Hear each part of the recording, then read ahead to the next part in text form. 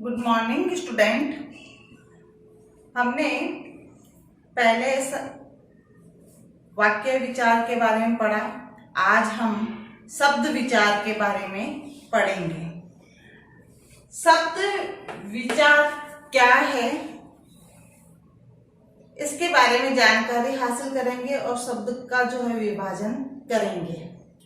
शब्द कहते किसे हैं?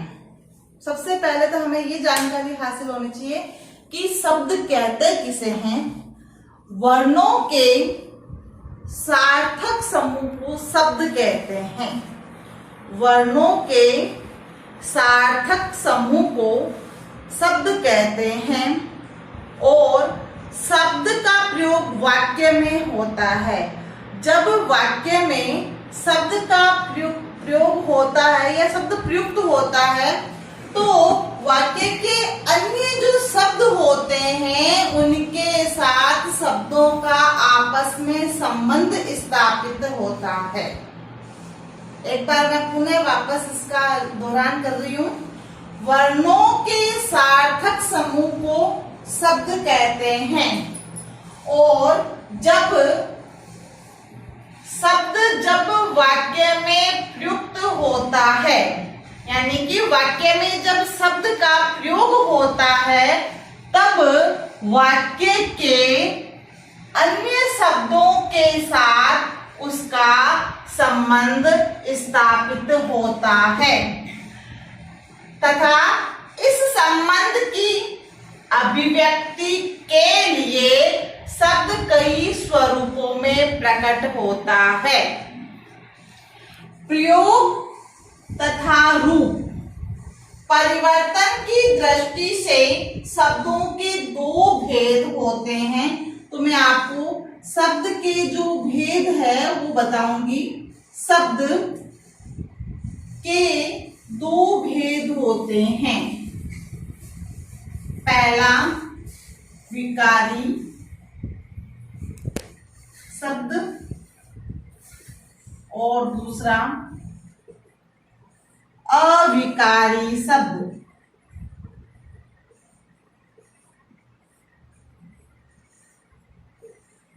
शब्द के कितने भेद हो गए? दो भेद हो गए हैं, विकारी शब्द और अविकारी शब्द। अब विकारी शब्द को हम बांटें तो विकारी शब्द चार प्रकार के होते हैं।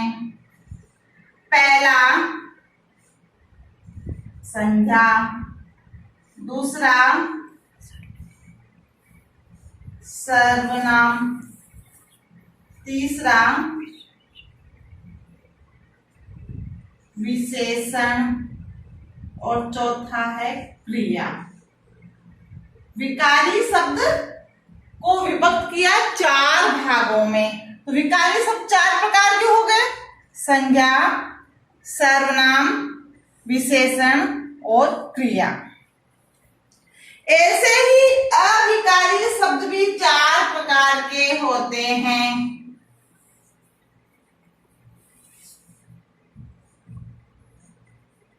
क्रिया, विशेषण,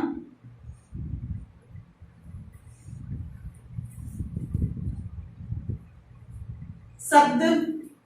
उसके बाद है समुच्चय बोधक शब्द।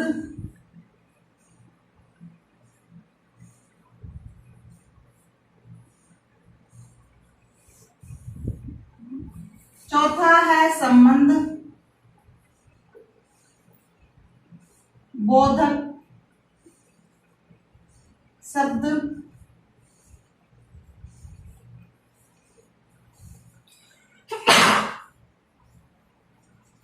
और चौथा है विस्मयादि बोधक शब्द।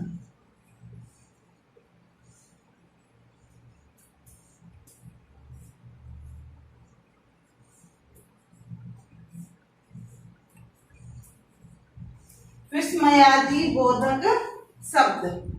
इस प्रकार से विकारी शब्द भी चार प्रकार के और अविकारी शब्द भी चार प्रकार के हुए। अब इसमें हम सबसे पहले संज्ञा के बारे में जानकारी हासिल करेंगे। संज्ञा क्या है? तो संज्ञा में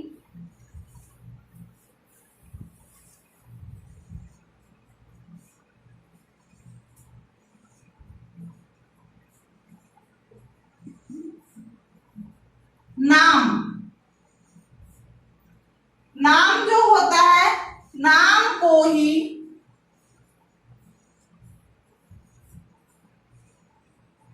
संज्ञा कहते हैं।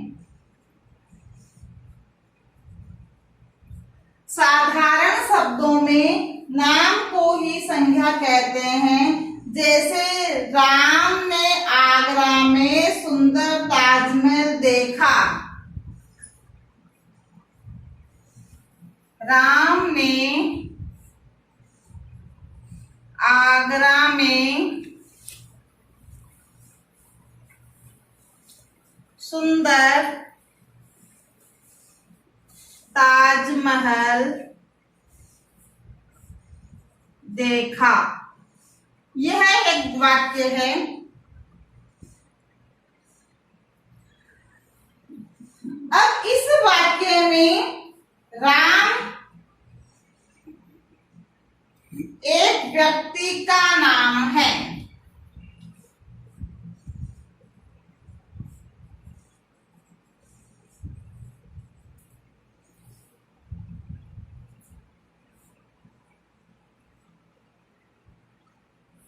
इस वाक्य में राम एक व्यक्ति का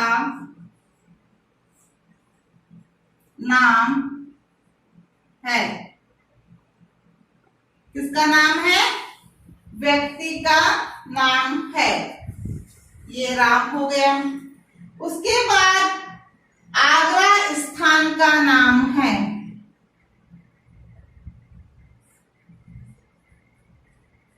आगरा स्थान का नाम है। राम एक व्यक्ति का नाम है और आगरा एक स्थान का नाम है। ताजमहल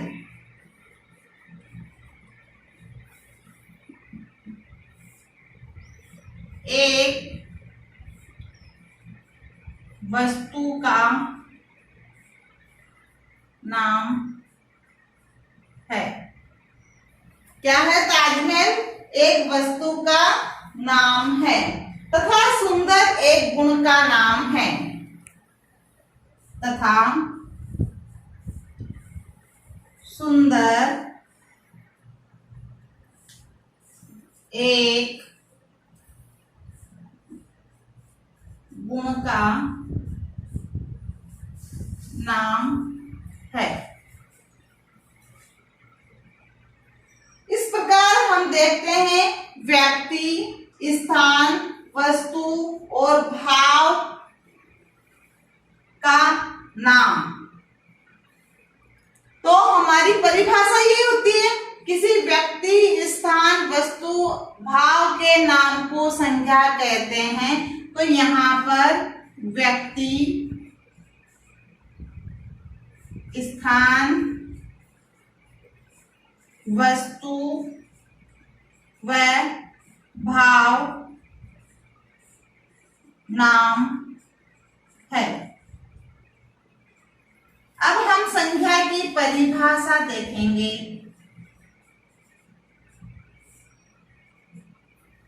कि संज्ञा की परिभाषा किसे कहते हैं।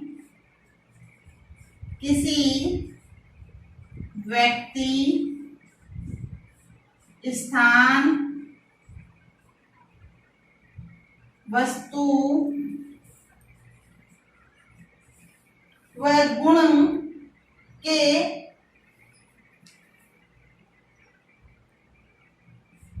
गुण व भाव के नाम को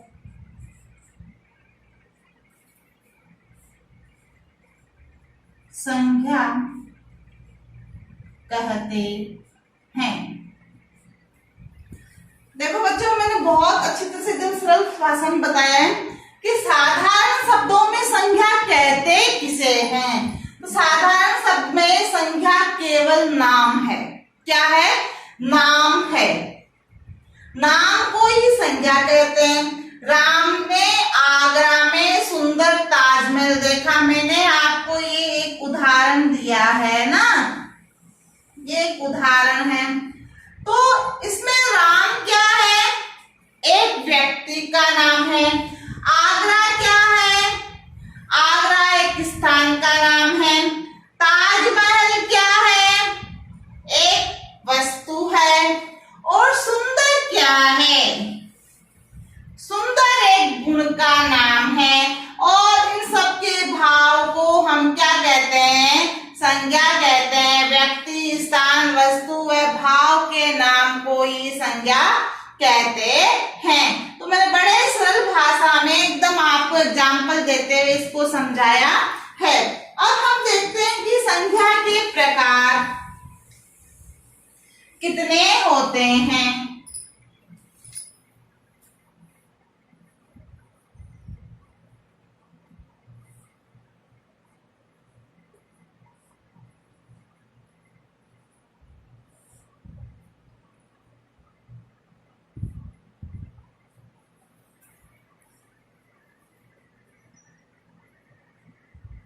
संज्ञा के 3 भेद होते हैं। कितने भेद होते हैं? संज्ञा के 3 भेद होते हैं।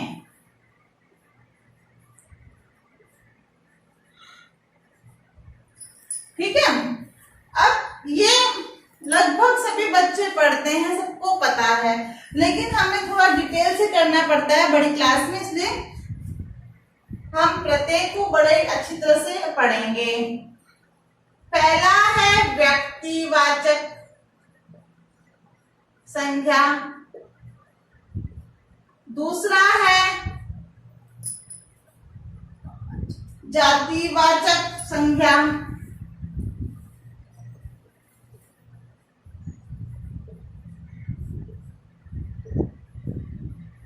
और तीसरा है भाववाचक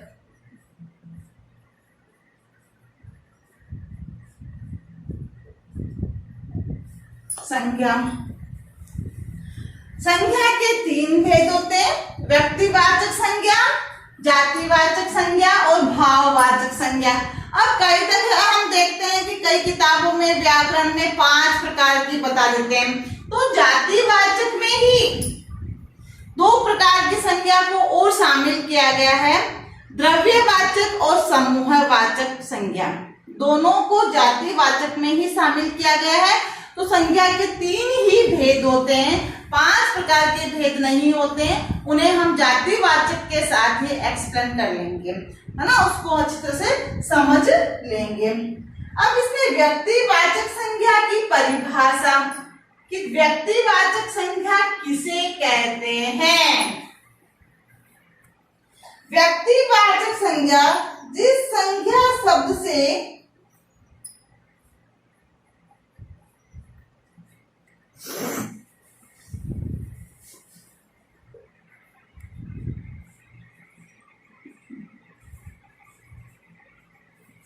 क्या होता है? जिस संज्ञा शब्द से एक ही व्यक्ति, वस्तु या स्थान, एक ही व्यक्ति, वस्तु व स्थान के नाम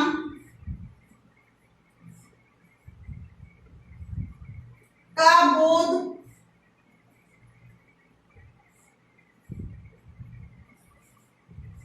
हो। जिस संज्ञा शब्द से एक ही व्यक्ति, एक ही वस्तु व स्थान का के नाम का बोध हो, उसे हम क्या कहते हैं? उसे व्यक्तिवाचक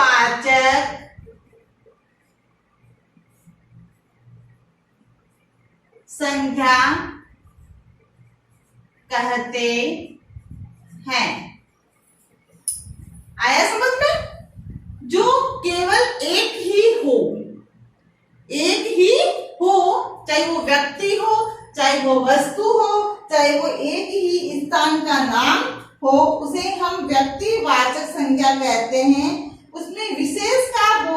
होता है। जैसे व्यक्तियों, देशों, शहरों, नदियों, पर्वतों, त्योहारों, पुस्तकों, दिशाओं, समाचार पत्र, दिनों, महीनों आदि के नाम।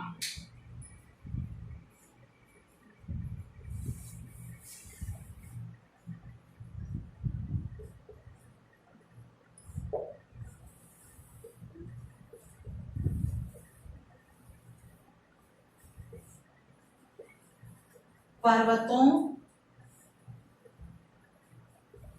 वस्तुओं, शहरों, पुस्तकों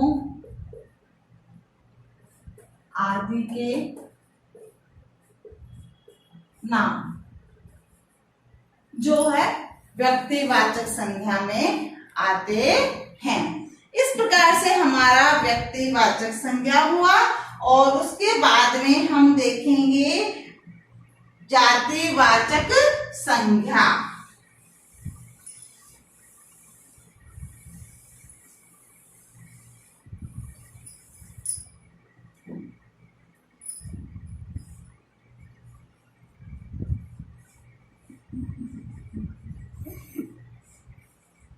जातिवाचक संज्ञा। अब इसमें जाति का बोध होता है, दूसरा नंबर का है ये। तो जातिवाचक संज्ञा किसे कहते हैं? जिस संज्ञा शब्द से किसी जाति के संपूर्ण, जिस संज्ञा शब्द से संपूर्ण जाति जो होती है, उन जाति संपूर्ण जातियों यानी जातियों में किसका आएगा? प्राणियों, प्राणियों, वस्तुओं,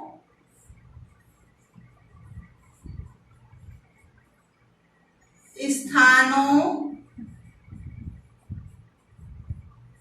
आदि का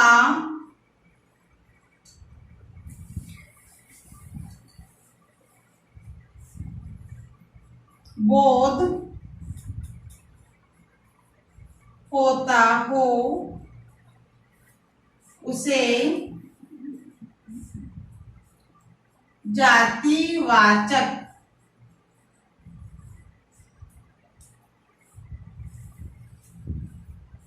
संज्ञा कहते हैं। उसे जातिवाचक संज्ञा कहते हैं। जैसे गांव,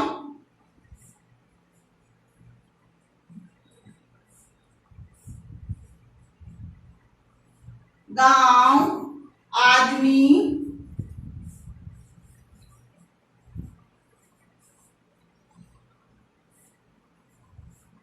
पुस्तक, नदी,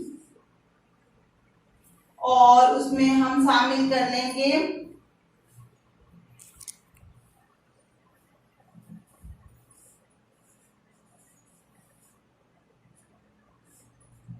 आदि की जातियां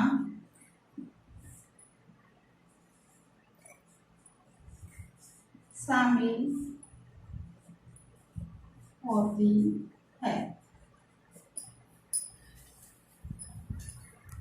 अब केवल नदी नाम आएगा, पर्वत आएगा, पुस्तक आएगा। अगर नदी का नाम दे दिया तो वो हो गया व्यक्तिवाचक में, और यदि नदी लिखा है तो वो जातिवाचक में। ठीक है, इस प्रकार से हम भाववाचक को भी जो है देखेंगे। जिस संज्ञा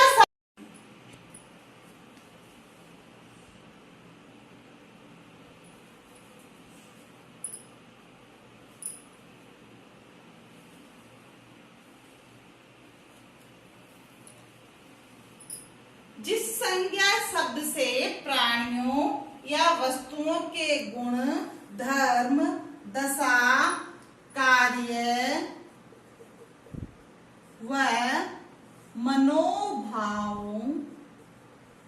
या मनोभाव जो होते हैं, मनोभाव आदि का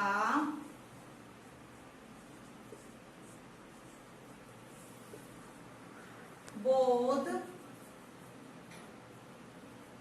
हो उसे भाववाचक संज्ञा कहते हैं। जिस संज्ञा शब्द से प्राणियों या वस्तुओं के गुण, धर्म, दशा, कार्य व मनोभाव आदि का बोध हो उसे भाववाचक संज्ञा कहते हैं। इसमें प्राय गुण दोष, इसमें प्राय गुण दोष, अवस्था या व्यापार, अवस्था या व्यापार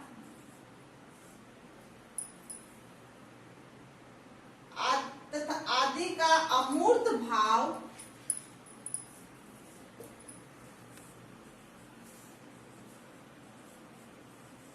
अमूर्त भाव तथा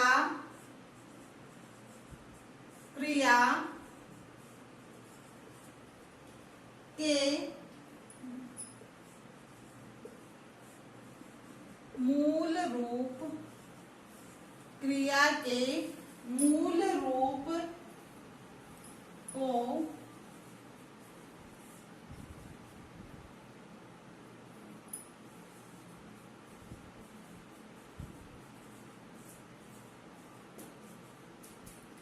कहते हैं।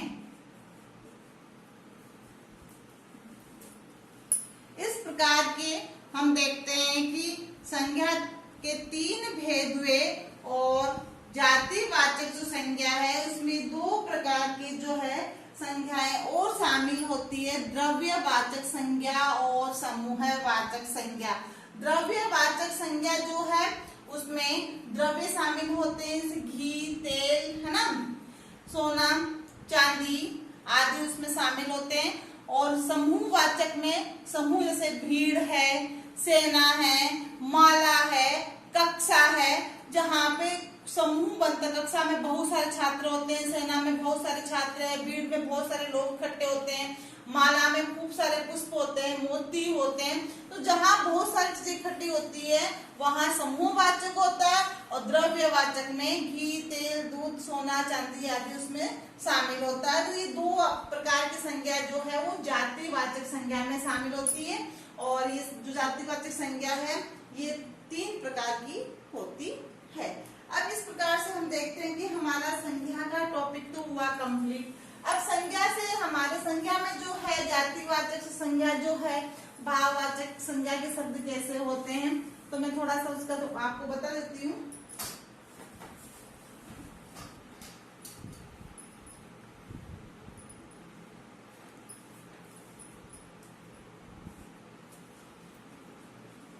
जातिवाचक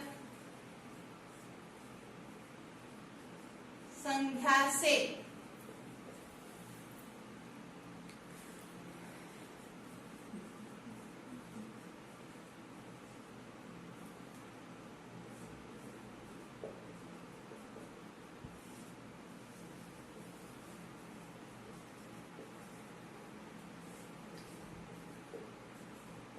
संज्ञा शिशु से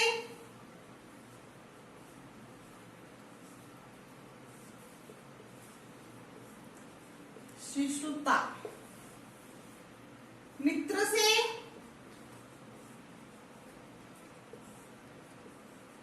मित्रता, पशु से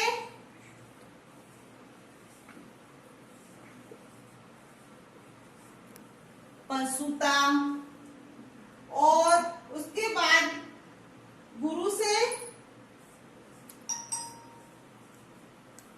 गौरव।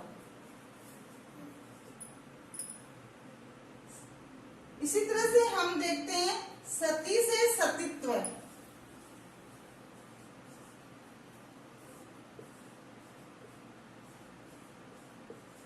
सतीत्व। फिर हम दानव से दानवता और बूढ़ा से बुढ़ापा, बंधु से बंधुत्व और व्यक्ति से व्यक्तित्व।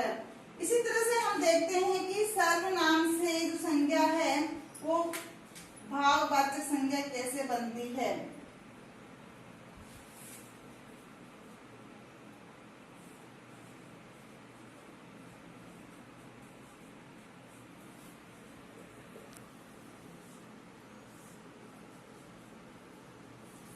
सर्वनाम से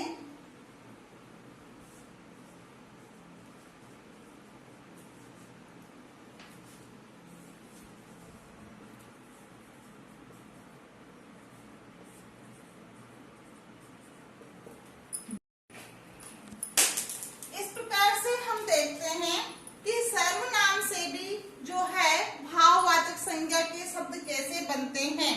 मम से ममता, स्व से स्वत्व, निज से निजत्व, एक से एकता।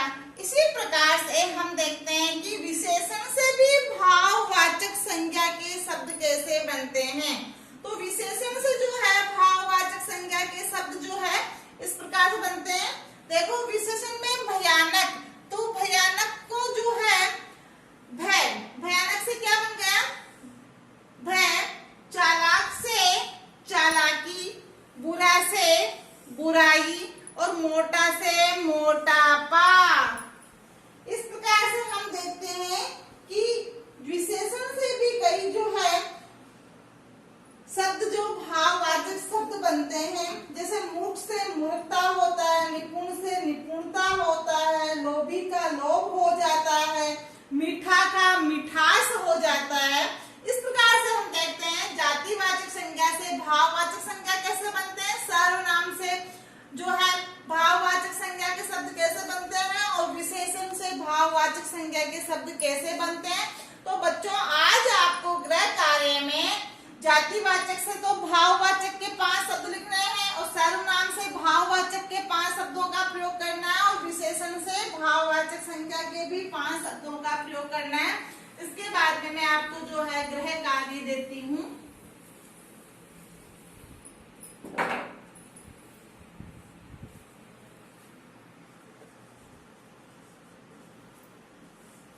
गृह कार्य में अपना प्रश्न संख्या जो पहली है वो है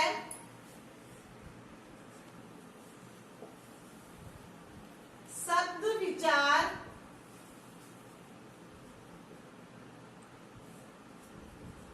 किसे कहते हैं।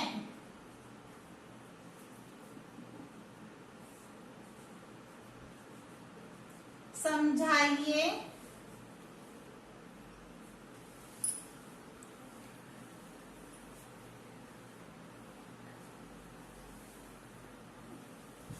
उसके बाद में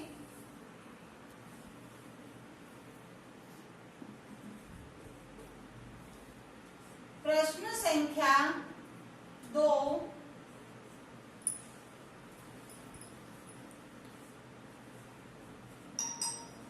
शब्द को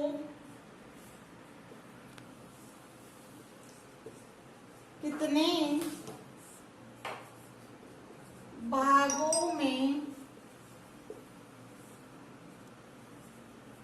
बांटा गया है या विभक्त किया गया है।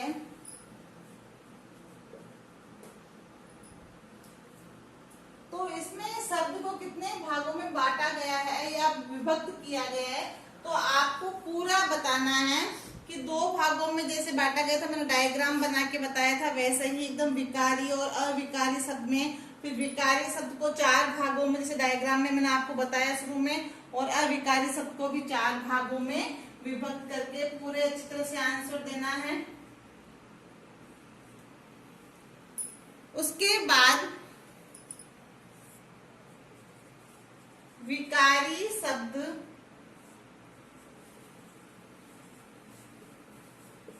किसे कहते हैं?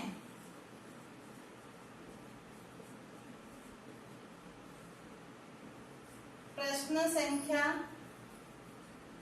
4,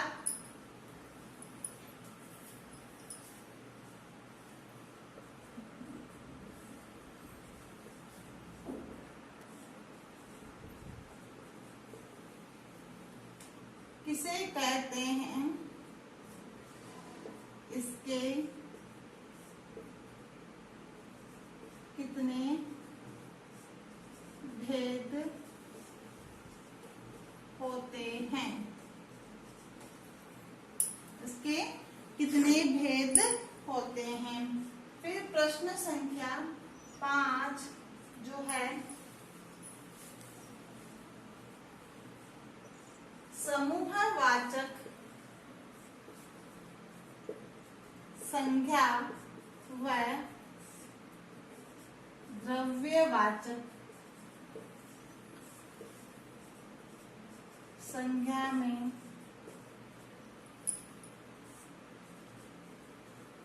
अंतर बताइए।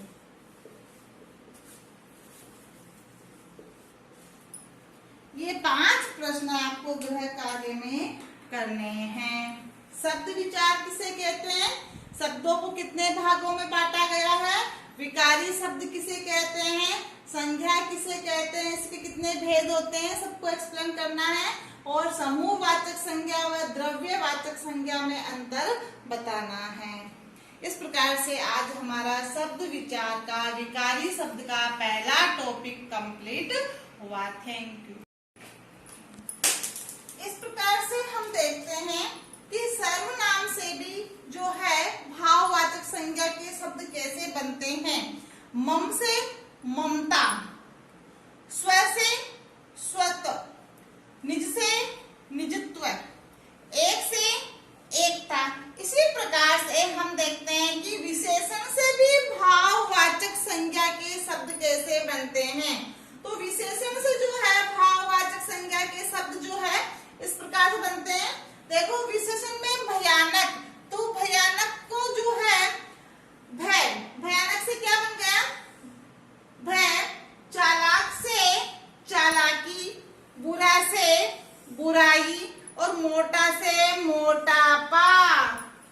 इस प्रकार से हम देखते हैं कि विशेषण से भी कई जो है शब्द जो भाववाचक शब्द बनते हैं। जैसे मूर्ख से मूर्खता होता है, निपुण से निपुणता होता है, लोभी का लोभ हो जाता है, मीठा का मिठास हो जाता है। इस प्रकार से हम देखते हैं जातिवाचक संज्ञा से भाववाचक संज्ञा कैसे बनते हैं, सर्वनाम से जो है भाववाचक संज्ञा के शब्द कैसे बनते हैं और विशेषण से भाववाचक संज्ञा के शब्द कैसे बनते हैं। तो बच्चों, आज आपको गृह कार्य में जातिवाचक से तो भाववाचक के 5 शब्द लिखने हैं और सर्वनाम से भाववाचक के 5 शब्दों का प्रयोग करना है और विशेषण से भाववाचक संज्ञा के भी 5 शब्दों का प्रयोग करना है। इसके बाद में मैं आपको जो है गृह कार्य देती हूँ।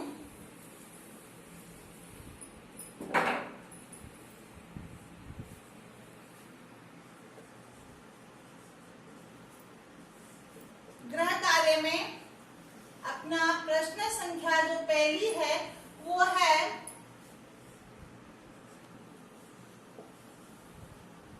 शब्द विचार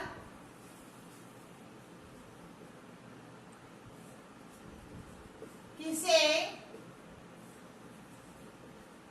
कहते हैं।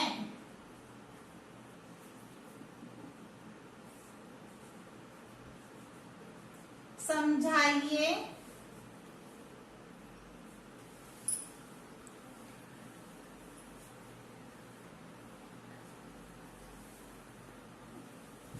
उसके बाद में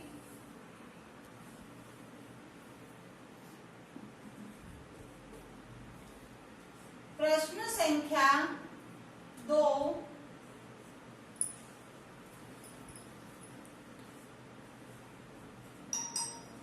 शब्द को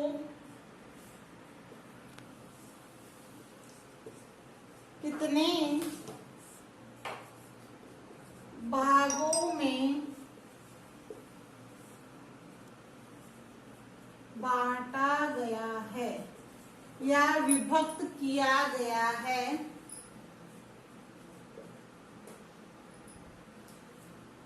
तो इसमें शब्द को कितने भागों में बांटा गया है या विभक्त किया गया है, तो आपको पूरा बताना है कि 2 भागों में जैसे बांटा गया था, मैंने डायग्राम बना के बताया था, वैसे ही एकदम विकारी और अविकारी शब्द में, फिर विकारी शब्द को 4 भागों में जैसे डायग्राम में मैंने आपको बताया शुरू में, और अविकारी शब्द को भी 4 भागों में विभक्त करके पूरे अच्छी तरह से आंसर देना है। उसके बाद विकारी शब्द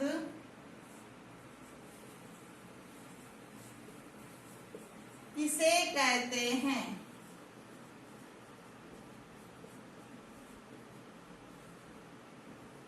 प्रश्न संख्या 4,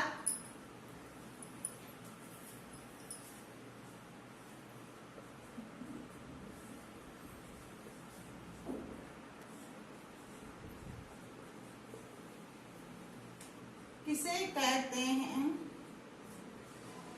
इसके कितने भेद होते हैं, इसके कितने भेद होते हैं। फिर प्रश्न संख्या 5 जो है, समूहवाचक संज्ञा व द्रव्यवाचक संज्ञा में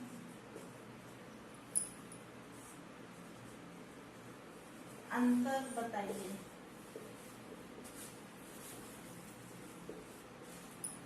ये 5 प्रश्न आपको गृह कार्य में करने हैं। शब्द विचार किसे कहते हैं, शब्दों को कितने भागों में बांटा गया है, विकारी शब्द किसे कहते हैं, संज्ञा किसे कहते हैं, इसके कितने भेद होते हैं, सबको एक्सप्लेन करना है, और समूहवाचक संज्ञा व द्रव्यवाचक संज्ञा में अंतर बताना है। इस प्रकार से आज हमारा शब्द विचार का विकारी शब्द का पहला टॉपिक कंप्लीट हुआ। Thank you.